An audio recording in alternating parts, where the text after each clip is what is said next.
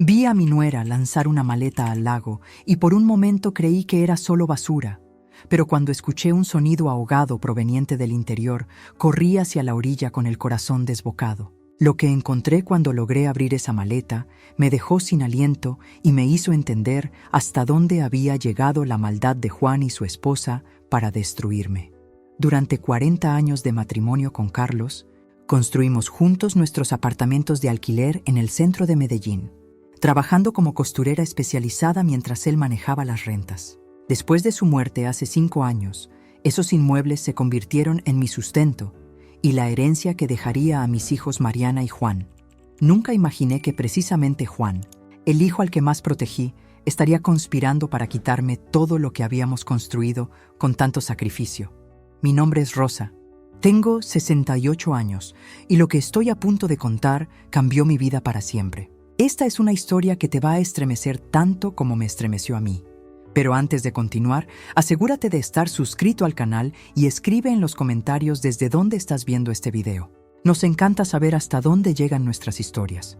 Esa mañana había ido temprano al lago que está cerca de mi casa para caminar, como hago todos los días desde que quedé viuda.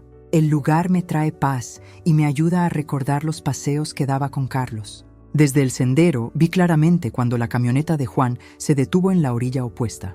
Reconocí de inmediato a Patricia, mi nuera, bajando del vehículo con algo pesado en las manos. La vi luchar con una maleta grande, de esas de viaje, arrastrándola hasta el borde del agua. Pensé que tal vez estaba deshaciéndose de ropa vieja o cosas dañadas, aunque me extrañó que hubiera venido tan lejos solo para eso. Pero cuando la lanzó al agua y escuché ese gemido ahogado, mi sangre se heló. Corrí por el sendero que bordea el lago, mis piernas de 68 años moviéndose más rápido de lo que habían corrido en años. Cuando llegué a la orilla, la maleta flotaba parcialmente sumergida, pero aún se escuchaban esos sonidos desesperantes desde adentro. Con las manos temblorosas la arrastré hasta tierra firme, el agua fría empapando mis zapatos y la parte baja de mi vestido. Al abrir el cierre, encontré algo que jamás habría imaginado. Un bebé vivo, envuelto en una manta rosada, con una mamadera aún tibia a su lado. Pero eso no fue lo peor. En el bolsillo lateral de la maleta encontré un teléfono descartable con mensajes que revelarían la verdad más espantosa sobre mi propia familia. Con manos temblorosas, sostuve el teléfono desechable mientras mi mente trataba de procesar la realidad que se desmoronaba ante mis ojos. Los mensajes en la pantalla me golpearon como bofetadas. El bebé ya está listo. La vieja no sospecha nada. Con esto aceleramos la herencia. Mi respiración se cortó cuando leí el nombre del remitente. Juan, mi propio hijo. Sentí que el suelo se abría bajo mis pies. Durante 68 años había creído conocer a mi familia. Había confiado ciegamente en el amor que pensé incondicional. Pero ahí estaba la evidencia fría y cruel. Mi hijo Juan y mi nuera Patricia habían planeado usar a este bebé inocente para destruirme. El pequeño en mis brazos se agitó ligeramente, sus ojitos cerrados ajenos al horror que lo rodeaba. ¿De dónde lo habían sacado? ¿Cómo habían llegado tan lejos en su plan macabro? Mis dedos recorrieron los mensajes con una mezcla de incredulidad y rabia creciente. Rosa encontrará al bebé abandonado. Diremos que lo dejó ahí. La demencia senil será la excusa perfecta. Demencia senil. Así me veían. Una anciana indefensa de quien podían deshacerse cuando les conviniera. Los apartamentos del centro de Medellín que Carlos y yo construimos con 40 años de trabajo honesto, mi casa, mis recuerdos, todo lo querían para ellos. Pero se equivocaron conmigo. Mientras abrazaba al bebé contra mi pecho, sentí algo despertar en mi interior. No era la Rosa sumisa que creían conocer. Durante décadas había guardado silencio. Había sido la suegra complaciente, la madre abnegada. Había aprendido a coser no solo telas, sino estrategias. Había observado, había escuchado, había construido una red que ellos ni siquiera sospechaban. El teléfono vibró en mis manos con un nuevo mensaje que haría tambalear todo lo que creía saber sobre la traición de mi propia sangre. Mis dedos temblaban mientras desbloqueaba el teléfono descartable. La pantalla se iluminó revelando una cadena de mensajes que me heló la sangre. El primer texto era de Patricia a un número desconocido. Ya está hecho. La vieja va a parecer culpable cuando encuentren evidencia en su casa. Seguí leyendo con el corazón desbocado. Juan había respondido: perfecto. Con el cargo de abandono de menor, el juez nos dará la tutela completa de los apartamentos. Mamá estará en prisión o en un asilo, sin poder defenderse. Las lágrimas comenzaron a rodar por mis mejillas mientras continuaba deslizando hacia abajo. Patricia había escrito: planté las pastillas vacías en su cocina anoche. El dinero en efectivo está en el fondo de la maleta para que parezca que recibió pago por deshacerse del bebé. La respuesta de mi propio hijo me partió el alma. 40 años construyendo esos apartamentos con papá, y ahora todo será nuestro. La vieja nunca sabrá cómo la manipulamos. Había más mensajes detallando cada paso de su plan macabro. Habían coordinado hasta el último detalle, desde conseguir el bebé de alguna conocida desesperada hasta cronometrar el momento exacto en que yo estaría cerca del lago. Patricia incluso había grabado conversaciones mías hablando de lo cansada que estaba de tanto trabajo, planeando editarlas para hacerme parecer mentalmente inestable. El bebé se removió en mis brazos, ajeno a la tormenta de traición que acababa de descubrir. Carlos y yo habíamos trabajado 4 décadas construyendo nuestro patrimonio. Yo cosiendo hasta altas horas, él administrando cada peso de las rentas. Y ahora mi propio hijo, la sangre de mi sangre, planeaba arrebatármelo todo, usando a esta criatura inocente como arma. Limpié mis lágrimas con el dorso de la mano. Una furia fría comenzó a reemplazar el shock inicial. Ellos habían subestimado gravemente a Rosa Hernández. No sabían que durante todos estos años, yo también había aprendido algunas cosas sobre supervivencia y estrategia. Era momento de demostrarles que esta vieja indefensa todavía tenía cartas por jugar que ni siquiera imaginaban. Al día siguiente, Juan llegó temprano a casa acompañado de Patricia. Los había observado desde la ventana de mi cuarto, caminando por el sendero con esa actitud que ya me resultaba familiar, determinados, casi como si vinieran a una reunión de negocios en lugar de visitar a la madre de uno de ellos. Los recibí en la sala, sirviendo café como había hecho durante décadas. Patricia llevaba un vestido azul marino que la hacía ver formal, casi intimidante. Juan se había puesto una camisa blanca impecable. Era como si hubieran planificado incluso su vestimenta para lo que estaba por venir. «Mamá, necesitamos hablar seriamente contigo», comenzó Juan, sin siquiera tocar la taza que le había servido. «Sobre los apartamentos del centro, sobre la herencia de papá, sobre todo este desorden financiero que tienes». Sentí un escalofrío. ¿Desorden financiero? Los apartamentos que Carlos y yo habíamos construido durante 40 años de matrimonio, cada ladrillo pagado con el sudor de nuestro trabajo, ¿era un desorden? Patricia se inclinó hacia adelante, con una sonrisa que no llegaba a sus ojos. «Rosa, sabemos que esto es difícil para ti, pero seamos realistas. A tu edad, manejar 5 propiedades de alquiler es demasiado. Los inquilinos se aprovechan de ti, los pagos llegan tarde y tú no tienes la energía que tenías antes». «Yo manejo perfectamente mis propiedades», respondí, sintiendo cómo mi voz temblaba ligeramente. «He estado haciéndolo durante años, incluso después de que Carlos...» «Exactamente ese es el problema», me interrumpió Juan. «Papá era quien realmente entendía los negocios. Tú solo cosías, mamá. Nunca entendiste realmente cómo funcionaban las inversiones, los contratos, las responsabilidades legales».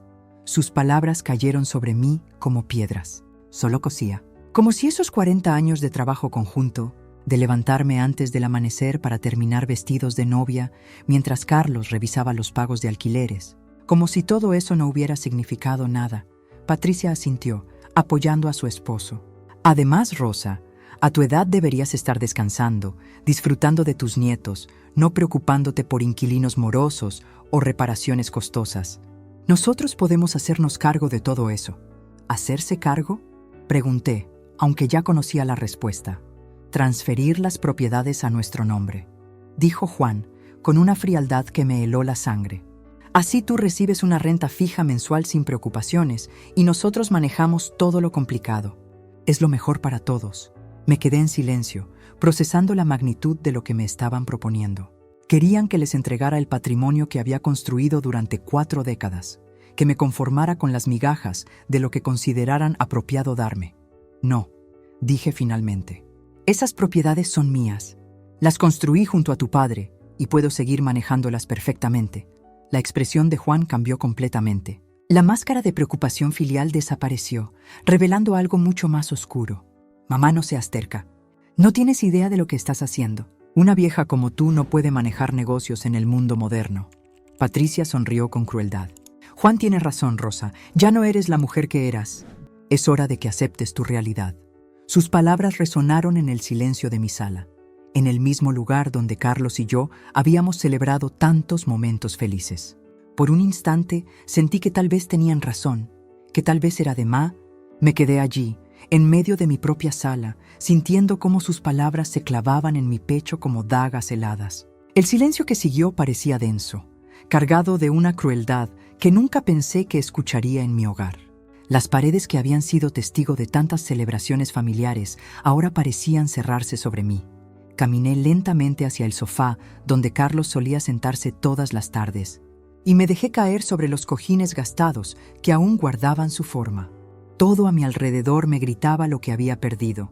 Las fotografías en la repisa, la manta tejida que él tanto amaba, el aroma desvanecido de su colonia que aún creía percibir algunas mañanas. Tal vez tengan razón. Susurré al vacío y mi voz sonó extraña en la habitación. Por primera vez en meses, me permití sentir el peso completo de mi soledad. Tomé una fotografía donde Carlos y yo sonreíamos frente a nuestro primer apartamento de alquiler. Éramos tan jóvenes entonces, tan llenos de sueños. Recordé esas noches interminables frente a la máquina de coser, cuando mis dedos sangraban de tanto trabajar, pero cada puntada era una promesa de futuro. Carlos llegaba cansado de la obra y me encontraba aún despierta, creando vestidos para las señoras del barrio. «Rosa, descansa un poco», me decía, pero yo sabía que cada peso extra nos acercaba más a nuestra meta. 40 años de sacrificios desfilaron por mi mente como una película. Los domingos sin descanso, las vacaciones que nunca tomamos, las comidas sencillas para ahorrar cada centavo. Todo para construir algo sólido, algo que pudiera dejarles a mis hijos. 5 apartamentos en el centro de Medellín, cada uno pagado con lágrimas y sudor. Pero mientras abrazaba esa fotografía contra mi pecho, algo comenzó a encenderse en mi interior. Una chispa pequeña, casi imperceptible, pero real. 40 años de lucha no se borraban con unas palabras crueles. Había sobrevivido a tanto, había construido tanto. Quizás aún quedaba una carta por jugar en este juego que creían tener ganado. Esa pequeña llama que había comenzado a arder en mi pecho no se apagó durante la noche. Al contrario, creció mientras me quedé despierta hasta el amanecer, sosteniendo aquella fotografía y recordando cada detalle de los 40 años que Carlos y yo habíamos construido juntos. No solo habíamos levantado una familia, habíamos edificado un imperio silencioso, ladrillo a ladrillo, puntada a puntada. Me levanté antes del alba y caminé hasta mi viejo costurero. Allí, en el cajón secreto que solo Carlos conocía, guardaba los documentos reales de nuestro patrimonio. Juan y Patricia creían que solo teníamos los apartamentos del centro, pero se equivocaban. Durante décadas, cada peso extra de mis trabajos de costura especializada había sido invertido sabiamente. Propiedades a mi nombre que ellos ni sospechaban. Cuentas de ahorro que había alimentado en silencio. Una red de contactos en la industria textil que me respetaba y me debía favores. Extendí los papeles sobre la mesa de la cocina y por primera vez en meses sonreí con verdadera satisfacción. Rosa la ingenua, la viuda vulnerable que ellos creían estar manipulando, era solo una máscara.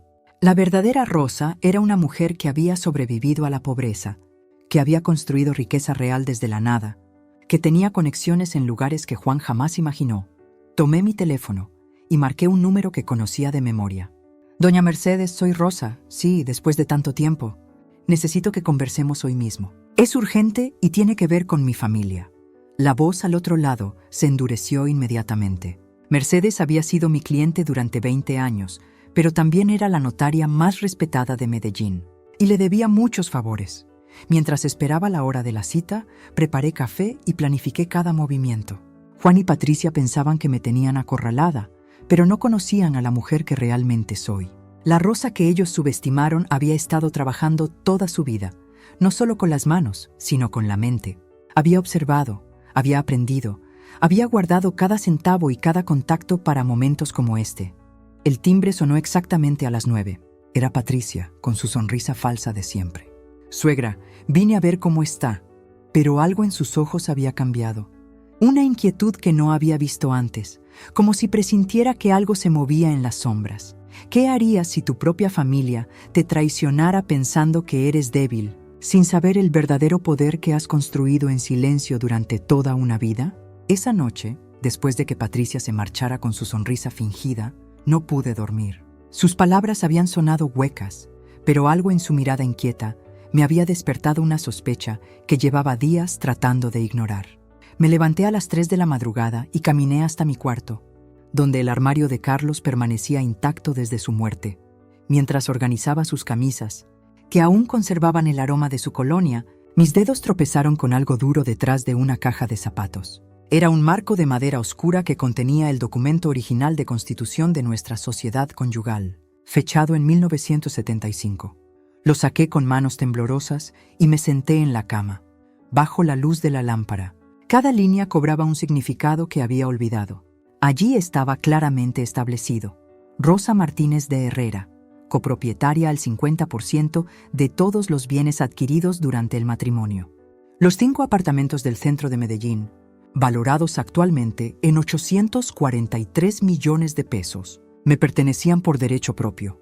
Mi corazón comenzó a latir con una fuerza que no sentía desde hacía años. No era solo una viuda desamparada dependiendo de la caridad de su familia. Era una mujer de negocios que había trabajado hasta las 11 de la noche durante décadas, cosiendo uniformes y vestidos de gala, mientras Carlos administraba las rentas. Juntos habíamos construido un patrimonio ladrillo a ladrillo, puntada a puntada. Recordé entonces las insinuaciones de Juan sobre simplificar las finanzas familiares y las visitas cada vez más frecuentes de Patricia, siempre preguntando sobre documentos y papeles importantes. Sus sonrisas falsas adquirieron un significado completamente diferente. Me dirigí al escritorio de Carlos y saqué la carpeta verde donde guardábamos todos los contratos de arrendamiento. Ahí estaban los 5 apartamentos: Carrera 50, número 4523, Calle 52, número 4815, Avenida Oriental 3467, Calle 51, número 4982 y Carrera 49, número 4691. Cada uno generaba entre 800,000 y 1,200,000 pesos mensuales de renta. Por primera vez en meses, sonreí con verdadera satisfacción. Ya no me verían como una anciana frágil que necesitaba protección. Tenía las herramientas para recuperar no solo mi dignidad, sino también el control total de mi vida. La revelación encendió en mi pecho un fuego que creía extinguido para siempre. Era hora de recordarles a todos quién era realmente Rosa Martínez de Herrera. Mis manos temblaron ligeramente mientras organizaba los documentos sobre la mesa del comedor. Esa misma mesa donde Carlos y yo habíamos planificado cada inversión, cada compra, cada decisión importante de nuestras vidas. Al ver los papeles de propiedad de los apartamentos, una oleada de recuerdos me envolvió como un abrazo cálido y doloroso a la vez. Cerré los ojos y pude escuchar nuevamente el zumbido constante de mi máquina de coser Singer. Esa fiel compañera que trabajó incansablemente durante más de 30 años. Recordé mis manos, entonces más jóvenes pero igualmente determinadas, guiando tela tras tela mientras el sol se filtraba por la ventana de nuestro pequeño cuarto de costura. Cada puntada era una promesa, cada dobladillo una esperanza para el futuro de mis hijos. La gente nunca supo realmente quién era yo detrás de esa máquina. Para ellos, Rosa era simplemente la costurera del barrio, la mujer callada que arreglaba vestidos y confeccionaba uniformes escolares. Pero lo que no veían era la estratega, la visionaria que convertía cada peso ganado en una oportunidad de inversión. Mientras cosía los vestidos de gala para las señoras adineradas del norte de la ciudad, yo observaba, aprendía, preguntaba discretamente sobre sus negocios, sus propiedades, sus decisiones financieras. Carlos había sido mi cómplice perfecto en esta construcción silenciosa de nuestro imperio. Mientras yo creaba el capital con mis manos expertas, él se encargaba de materializar nuestros sueños en ladrillo y cemento. Apartamento tras apartamento, piso tras piso, construimos nuestro legado con una paciencia de hormiga y una visión de águila. Abrí los ojos y contemplé nuevamente los documentos. Cada escritura representaba miles de horas de trabajo, miles de noches donde mis ojos se cansaban bajo la luz del flexo, miles de madrugadas donde planificaba mientras preparaba el desayuno para la familia.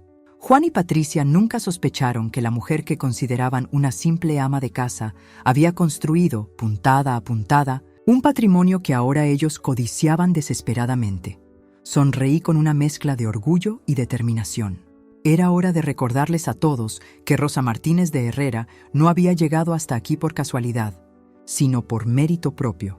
Había subestimado completamente el poder de las relaciones humanas que había cultivado durante 4 décadas. Mientras caminaba por las calles del centro de Medellín al día siguiente, cada saludo que recibía me recordaba que mi verdadero patrimonio no eran solo los apartamentos de ladrillo y cemento, sino la red de confianza que había tejido sin darme cuenta.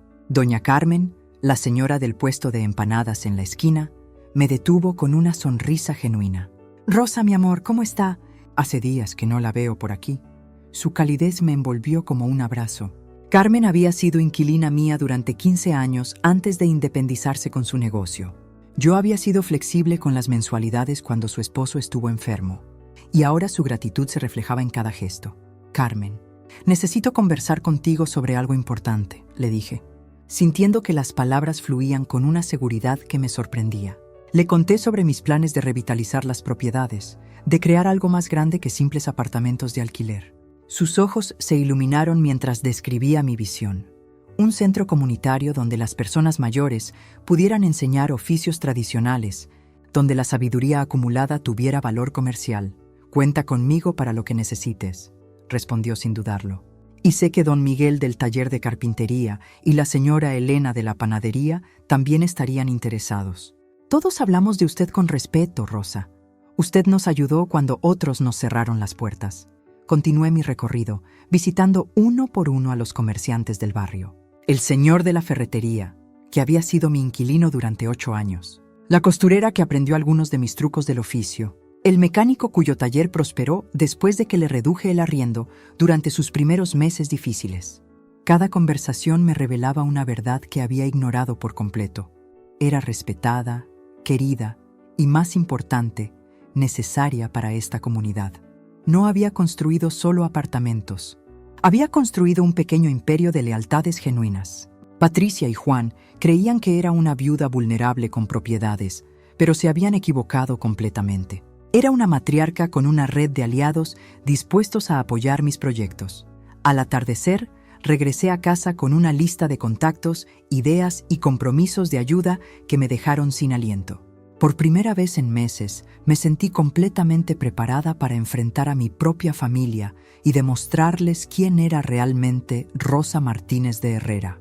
Al caer la noche en mi estudio, extendí un papel blanco sobre la mesa donde Carlos solía revisar las cuentas de los apartamentos. Tomé la pluma plateada que él usaba para firmar contratos importantes y por primera vez en meses, mi mano no tembló al escribir.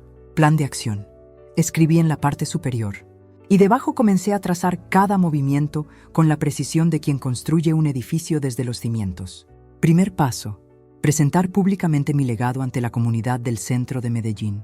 Quería que todos supieran exactamente quién era Rosa Martínez de Herrera y qué había construido durante 40 años junto a mi esposo. Visualicé la escena.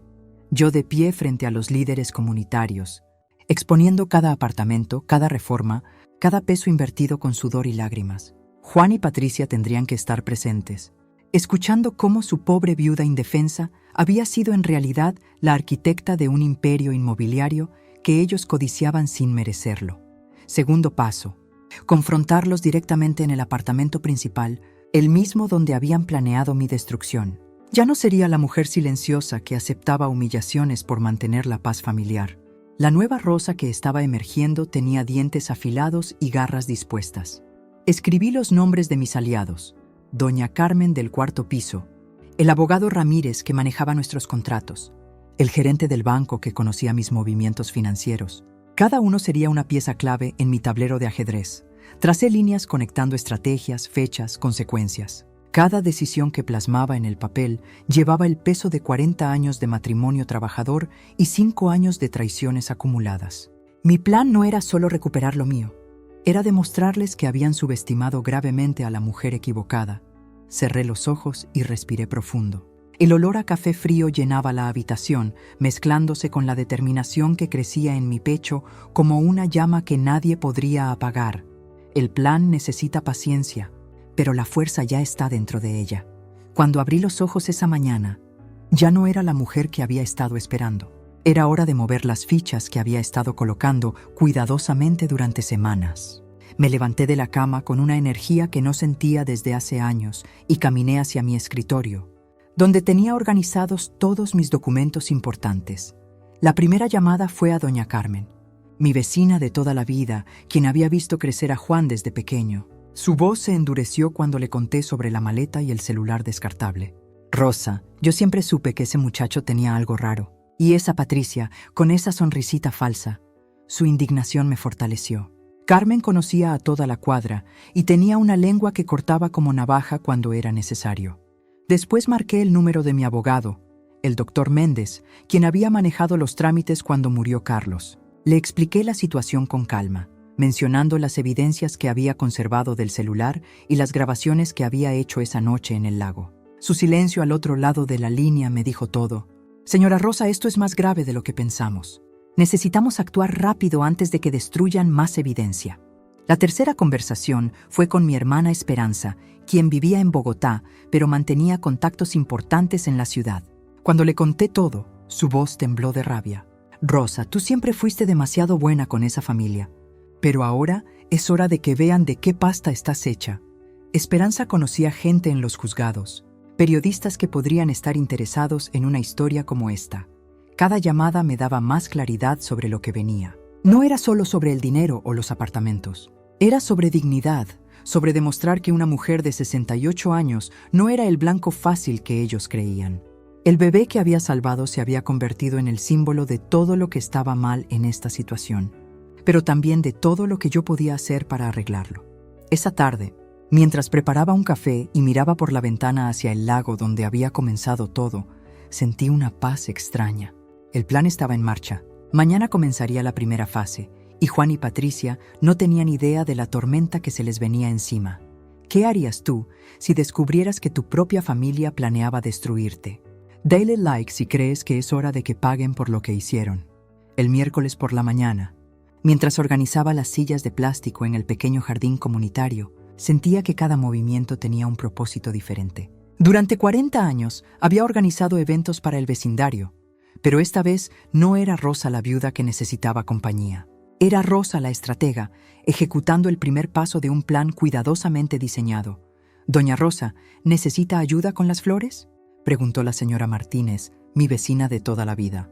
Sonreí mientras acomodaba los gladiolos que había cortado de mi jardín. Cada detalle importaba hoy. «Gracias, querida.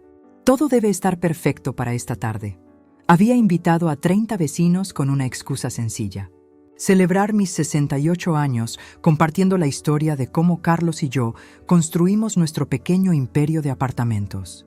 Lo que no sabían era que Juan y Patricia recibirían una invitación especial, llegando justo cuando yo estuviera en la parte más emotiva de mi relato. A las 4 en punto, mientras servía café en las tazas buenas que guardaba para ocasiones importantes, comencé mi historia. Hablé de los primeros años de matrimonio, cuando Carlos trabajaba doble turno y yo cosía hasta altas horas para ahorrar cada peso. Conté sobre las noches planeando la compra del primer apartamento, calculando pagos en servilletas de papel. Nunca imaginé que esa jovencita de 20 años que cosía vestidos de quinceañera terminaría siendo dueña de 6 propiedades en el centro. Dije, observando las caras sorprendidas de algunos vecinos. Muchos sabían sobre los apartamentos, pero pocos conocían los detalles de cómo los habíamos adquirido. Fue entonces cuando vi llegar a Juan y Patricia. Se sentaron en primera fila, con esas sonrisas falsas que también conocía. Patricia llevaba el collar de perlas que le había regalado el año pasado, y Juan vestía la camisa que le compré para su cumpleaños. Lo más hermoso de construir un patrimonio. Continué, alzando la voz ligeramente. Es saber que cada peso fue ganado con honestidad, que cada decisión la tomamos Carlos y yo juntos, pensando siempre en el futuro de nuestra familia. Las miradas de admiración de los vecinos me llenaron de una energía que no había sentido en años. Doña Carmen aplaudió cuando mencioné los sacrificios que hicimos para educar a nuestros hijos. El señor López asintió cuando hablé sobre la importancia de tener documentos claros y testamentos bien redactados. Pero lo que más me satisfizo fue ver cómo la expresión de Juan cambiaba gradualmente. El plan había comenzado. Doña Carmen me miró directamente a los ojos y susurró: «Rosa, ¿estás segura de lo que estás diciendo?» Era la oportunidad que había estado esperando. «Completamente segura, Carmen. Y tengo las pruebas». En ese momento, Juan y Patricia entraron al patio trasero buscándome. Sus rostros cambiaron al ver la reunión improvisada. Patricia sonrió con esa dulzura falsa que ya no me engañaba. «Suegrita, ¿por qué no nos dijo que tenía visitas? Habríamos preparado algo especial». «No fue planeado», respondí, manteniendo la voz firme. «Pero qué bueno que llegaron. Justamente les estaba contando a los vecinos sobre el bebé que rescaté del lago». Juan se puso rígido. «Mamá, ya te dijimos que esa historia no tiene sentido. Estás confundida, necesitas descansar». «¿Confundida?» Me puse de pie lentamente. ¿Confundida cuando grabé todo en video? ¿Confundida cuando encontré el celular con sus mensajes? ¿Confundida cuando leí su plan completo para incriminarme y quedarse con los apartamentos? El silencio fue total. Patricia palideció visiblemente. «No sé de qué habla, doña Rosa. Usted está inventando cosas». Saqué mi teléfono y puse el primer audio en altavoz. La voz de Patricia sonó clara.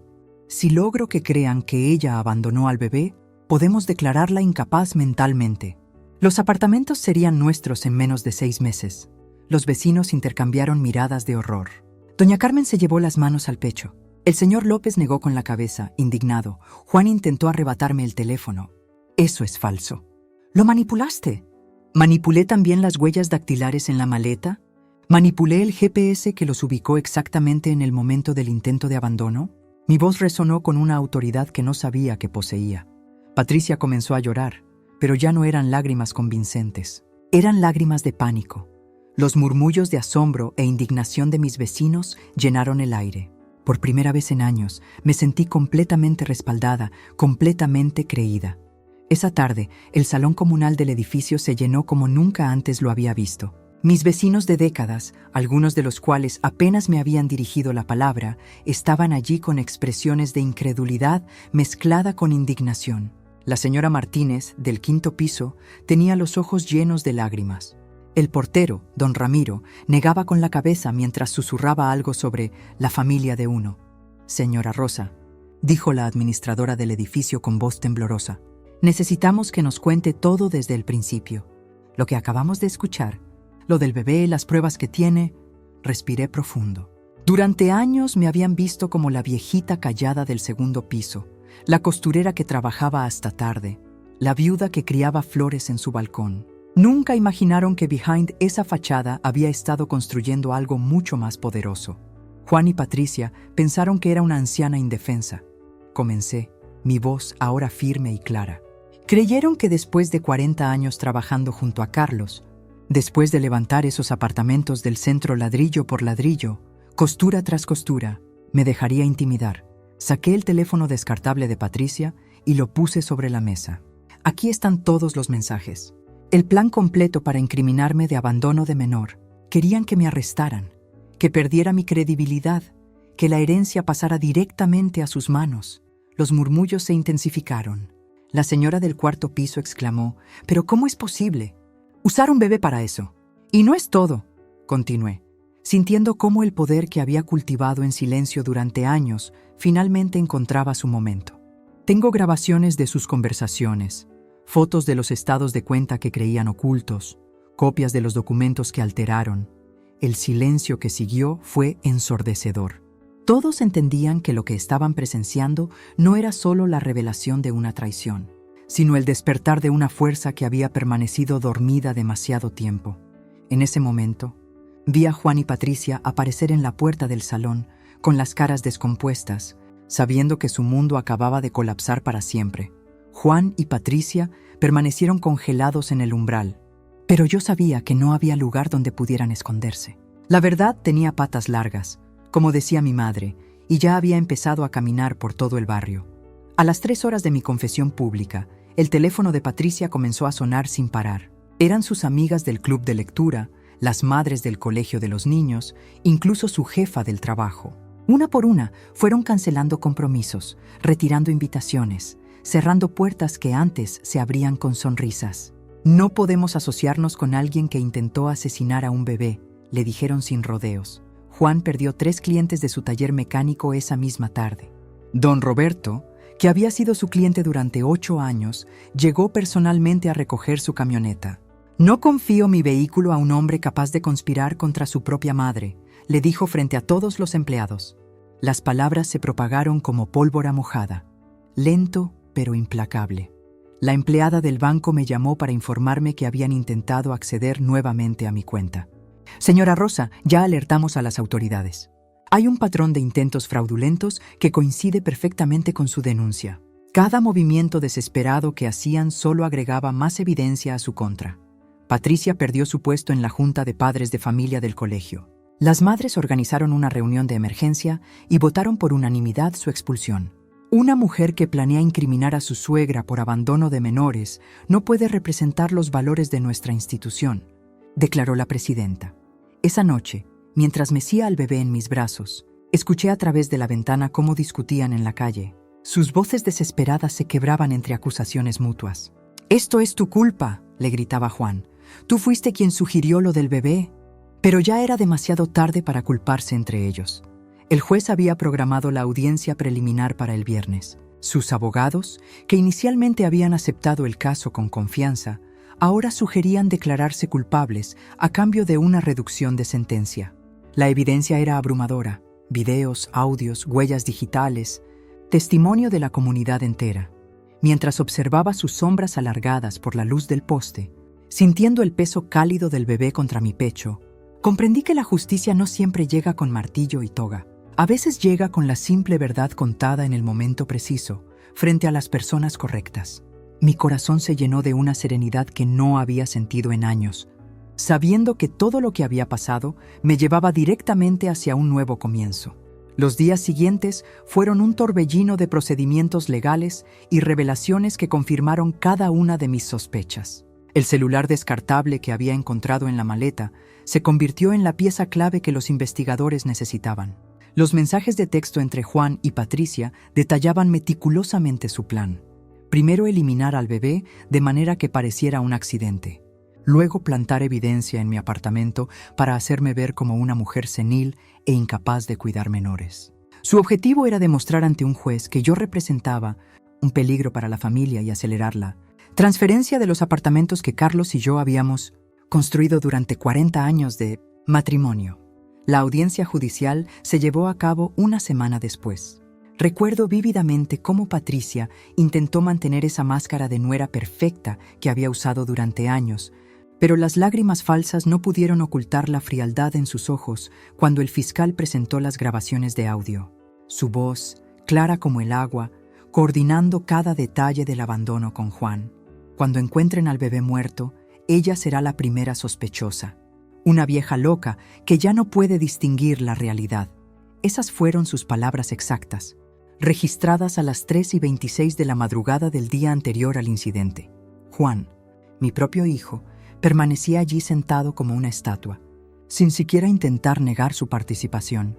Cuando el juez le preguntó si tenía algo que decir en su defensa, sus únicas palabras fueron: «Ella se está volviendo vieja y estúpida. Solo queríamos lo mejor para la familia». En ese momento comprendí que había perdido a mi hijo hace mucho tiempo. Probablemente desde el día que se casó con Patricia y comenzaron a ver mis apartamentos como su herencia garantizada. El bebé, que ahora sabía se llamaba Santiago, había sido robado de un hospital privado 3 días antes del incidente. Patricia trabajaba como enfermera temporal y había aprovechado un cambio de turno para sacarlo sin que nadie lo notara inmediatamente. Su plan era tan retorcido que aún me cuesta creerlo. Usar la vida de un recién nacido inocente como herramienta para destruirme y apoderarse de todo lo que Carlos y yo habíamos construido con tanto sacrificio. La sentencia llegó más rápido de lo que esperaba. Juan recibió 8 años de prisión por secuestro y conspiración para cometer fraude, mientras que Patricia enfrentaba 12 años por los mismos cargos, más el intento de homicidio del bebé. Cuando escuché las condenas, no sentí triunfo ni satisfacción, solo una profunda paz. La justicia no siempre llega cuando uno la espera, pero cuando llega, Restaura el equilibrio del mundo de maneras que nunca imaginé posibles.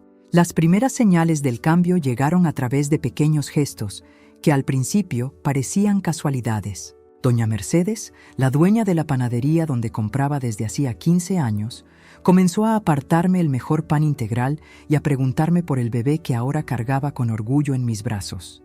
«Usted es un ejemplo para todas nosotras», me dijo una mañana mientras envolvía mis compras con especial cuidado. Sus palabras me sorprendieron tanto que casi se me escaparon las lágrimas.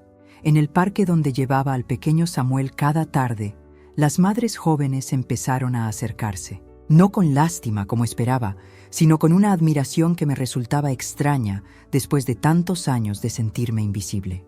«¿Cómo tuvo el valor de hacer lo que hizo?», me preguntó una de ellas, una mujer de unos 30 años que había observado mi historia desde la distancia. Le expliqué que no fue valor, sino la certeza de que algunos límites no pueden cruzarse, especialmente cuando hay una vida inocente de por medio. La transformación más notable ocurrió en la iglesia. El padre González, quien había oficiado mi matrimonio con Carlos 40 años atrás, me buscó después de la misa dominical. «Rosa, su testimonio ha tocado muchos corazones en nuestra comunidad», me dijo mientras caminábamos por el atrio. «Varias mujeres han venido a hablar conmigo sobre situaciones similares. ¿Estaría dispuesta a compartir su experiencia?». La propuesta me tomó desprevenida, pero algo en mi interior se encendió con una fuerza que no había sentido en años. Las invitaciones comenzaron a multiplicarse. El centro comunitario me pidió que participara en charlas sobre derechos de los adultos mayores. La Asociación de Mujeres Empresarias quería conocer mi historia de construcción patrimonial. Incluso el colegio del barrio me invitó a hablar con los estudiantes sobre la importancia de proteger a los más vulnerables. Cada vez que narraba mi experiencia, veía en los ojos de quienes me escuchaban un reconocimiento que jamás había recibido de mi propia familia. El cambio más profundo lo sentía cuando caminaba por las calles que antes recorría con la cabeza gacha, cargando el peso de la traición y la humillación. Ahora mis pasos resonaban con una seguridad nueva, una autoridad que había construido no solo con el dinero de los apartamentos, sino con la certeza de haber elegido la vida por encima del silencio cómplice. La comunidad me veía como lo que realmente era, una mujer que había convertido su dolor en propósito, su experiencia en sabiduría. Al llegar a casa, la cerradura giró con un sonido diferente bajo mis dedos. Era la misma puerta de roble que había cruzado miles de veces en 45 años, pero algo fundamental había cambiado en mí. Los pasillos que antes recorría como una sombra, ahora resonaban con mis pasos firmes, cada pisada marcando el territorio de quien había recuperado su lugar. Mariana me esperaba en la cocina, preparando café como solíamos hacer antes de que las traiciones fracturaran nuestra familia. Sus ojos brillaban con una mezcla de orgullo y alivio que no veía desde que era adolescente. «Mamá, toda la comunidad está hablando de lo que hiciste», me dijo mientras servía el café en las tazas de porcelana que habían pertenecido a mi madre. «Por fin ven quién eres realmente». Me senté en mi silla de siempre, pero esta vez no como una anciana esperando que otros decidieran su destino, sino como la matriarca que había demostrado su poder. La conversación fluyó naturalmente hacia los cambios inevitables que se avecinaban.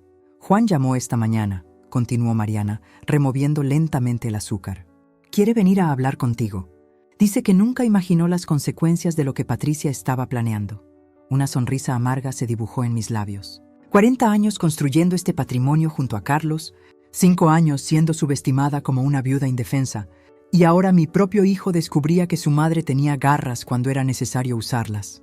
«Que venga cuando quiera», respondí con la tranquilidad de quien controla la situación.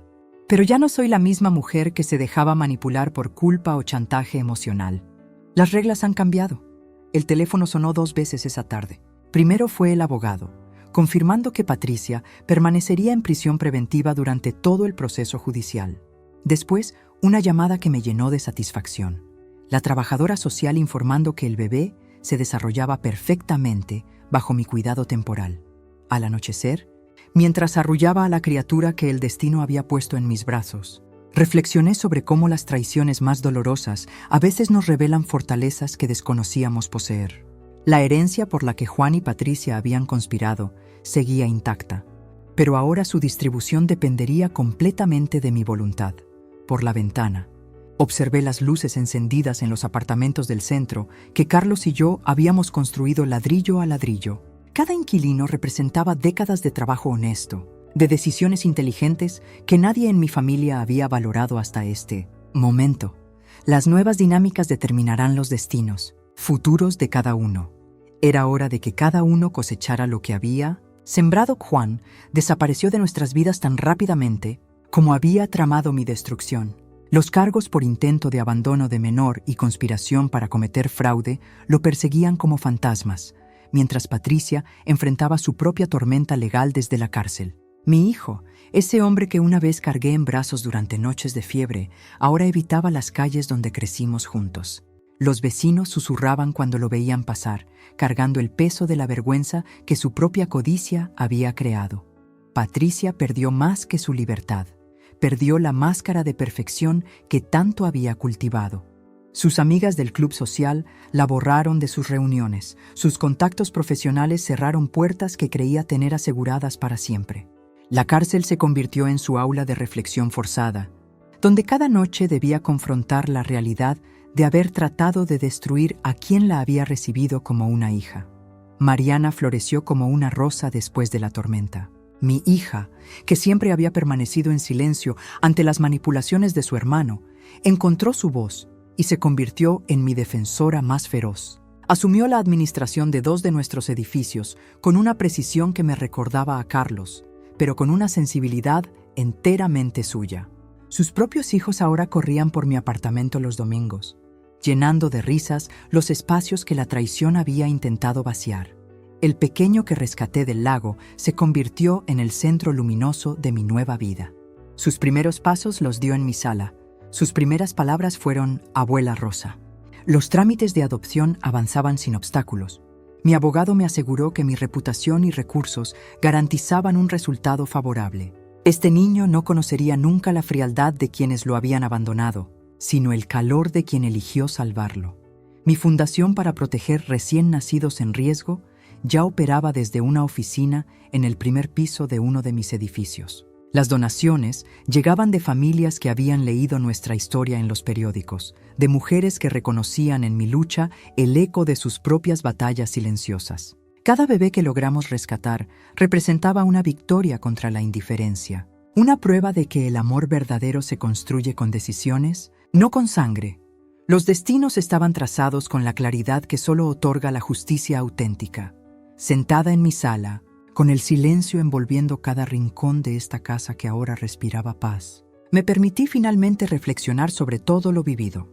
El pequeño dormía en su cuna, con esa tranquilidad que solo tienen quienes se saben amados y protegidos. Sus respiraciones pausadas me recordaban constantemente que todo había valido la pena.